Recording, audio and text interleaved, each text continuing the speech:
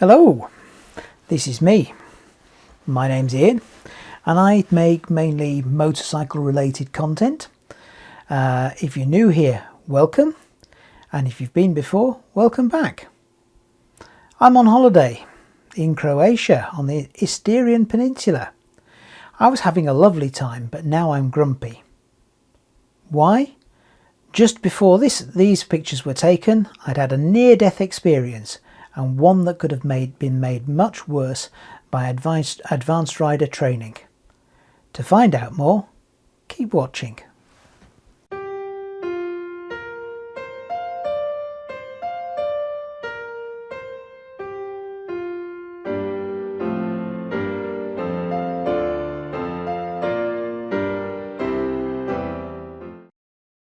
To put some flesh on those bones, I'm heading back on a well-travelled single carriageway road to my hotel in Lovren. The road, which I think has the designation of number 66, runs along the cliffs at the eastern side of the peninsula. It wasn't a particularly busy day, and then this happened.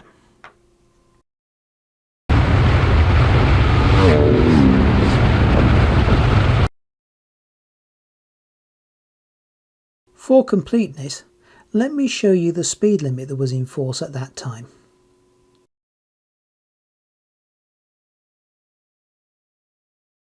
Those boys and girls looked to be riding at a very progressive 50 kilometers an hour. What was it about their riding that upset me so much? If we look again at their wheels, which are correctly on their side of the white line, so no problem then. Except, look where the top of their head is. Significantly over the white line and at risk of coming into conflict with oncoming traffic. Let's put some figures onto this.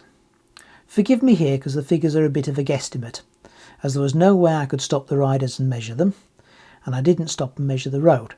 But my estimate is that when seated on a motorbike, the top of the rider's helmet will be approximately 1.62 metres from the bottom of the wheels. So if this is reduced to a triangle and the rider leans at an angle of 45 degrees, the top of the helmet will be approximately 1.15 metres over the white line. Approximately. As an estimate, the road width at this point is about 6 metres, i.e. 3 metres per side, which at a conservative estimate suggests that the top of the rider's head is 1/3 of the way across into the oncoming traffic.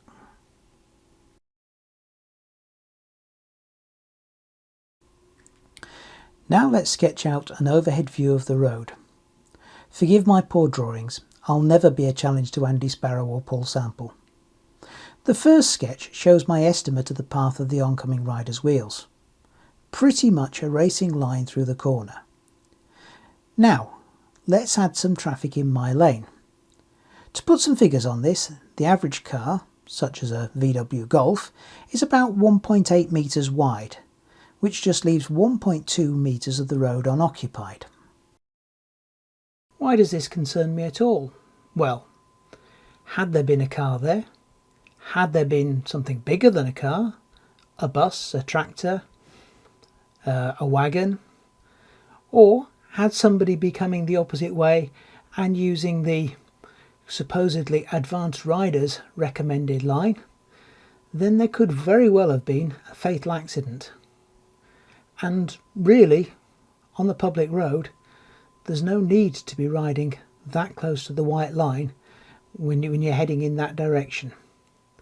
Let me show you with a diagram.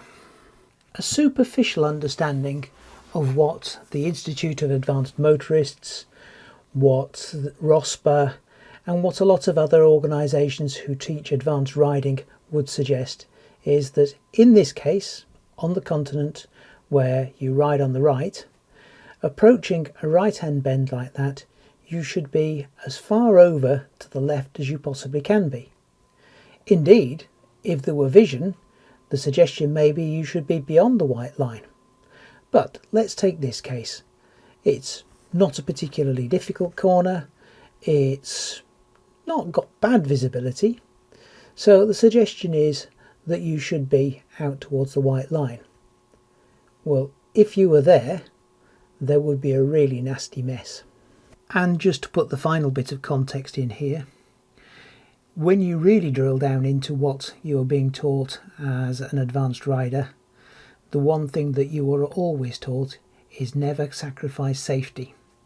And what that would mean in this case is, because you can't actually see around that corner, don't get too extreme, don't get too close to the white line. And as I was at the start, I was maybe half a metre from the white line, and when I saw the bikes coming the other way, I had rapidly adjusted my position to give them space. Just one other point here. I'm sure if I were to ask the boys and girls coming the other way, they would have said, had they seen a tractor, had they seen a van, had they seen something on the white line, they would have readjusted their lines. They may be right. However, the speed they were going at, that adjustment would give them a big risk of actually ending up in the hedge, which wouldn't have been good either. As you might expect, the authorities are well aware of the risk of this, and there are several projects around the world that seek to minimise the risk of head-on collisions on corners such as this. One up in Scotland, which actually enjoys the title of PRIMES, Perceptual Rider Information for Maximising Expertise and Enjoyment, they put a series of diagonal lines on the carriageway, and the idea is that you stay in the gap between those lines, and that gets you safely around the corner. Whenever I've seen them, they've not been a particularly interesting way to get around the corner, or the fastest, or the one with the best visibility. But I can 100% say that if you follow their direction, you will be considerably safer than certainly making the racing line round the corner. In Austria, and this bit of video is from the Großglockner High Alpinstrasse, they use a series of circles, and the idea is that you stay outside the circle and away from the white line. And the principle is the same. If you do that, you're not on the racing line, and you're not likely to come into conflict with something that is oncoming.